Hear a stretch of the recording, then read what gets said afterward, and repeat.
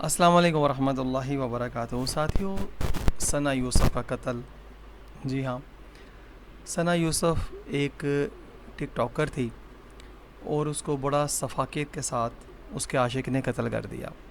ज़ाहिर है जो ख़बरें आ रही हैं वो यही हैं कि वो लड़का उसे पसंद करता था और उसने उसको प्रपोज़ भी किया, मगर सना यूसुफ ने हर बार ठुकरा दिया और बिल आखिर उसके आशिक ने उसको कत्ल कर दिया।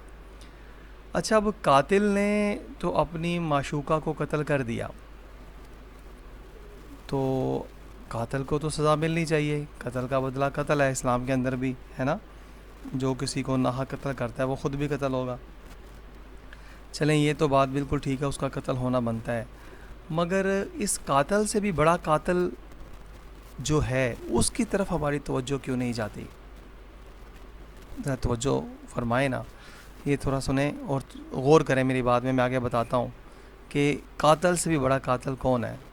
पाक में टिकटॉकर सना यूसुफ के कत्ल का केस, मुलजिम उमर हयात को शिनाख्त परेड के लिए 14 रोज़ा जुडिशल रिमांड पर जेल भेज दिया गया।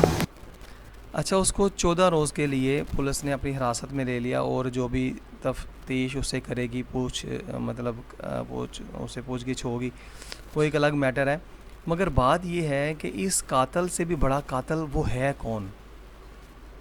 जी हाँ साथियों, यकीनन बहुत सारे साथियों के ज़हन में आ चुकी होगी बात कि उस कातिल से भी बड़ा कातिल ये सोशल मीडिया है, प्रिंट मीडिया है, इलेक्ट्रॉनिक मीडिया है, इंटरनेट है, मोबाइल है, जिसने हमारी इज़्ज़त की तशहीर की।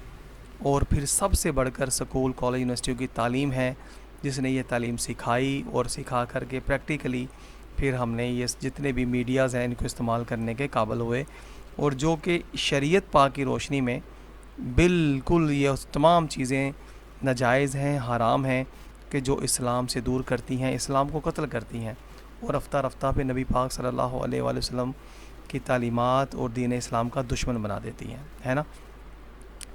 मगर अब इस बड़े कातिल की तरफ तवज्जो कौन दिलवाएगा यार? मुझे ये बताएं, क्या हम लोग अपनी बहनों बेटियों को वापस घरों में लेके आएंगे, चार दीवारी में ले आएंगे? उनके हाथों से ये मोबाइल जो एक लानत बन के, नासूर बन के हर घर में घुस चुका है, क्या इससे अपनी इज़्ज़तों को हम लोग दूर कर पाएंगे? ड्यूटी मजिस्ट्रेट ने तफ्तीशी अफसर की इस्तदा पर फैसला सुनाया। ठीक है, तो अब मुझे समझ से बाहर है कि जब हम लोग कुछ भी नहीं कर पाएंगे तो ये वाक़यात तो होते रहेंगे, ये तो रुकने मुलजिम को वाले नहीं सख्त हैं। सिक्योरिटी में जुडिशल फिर इन तमाम सूरत हाल से हम लोग किस तरह से बचेंगे?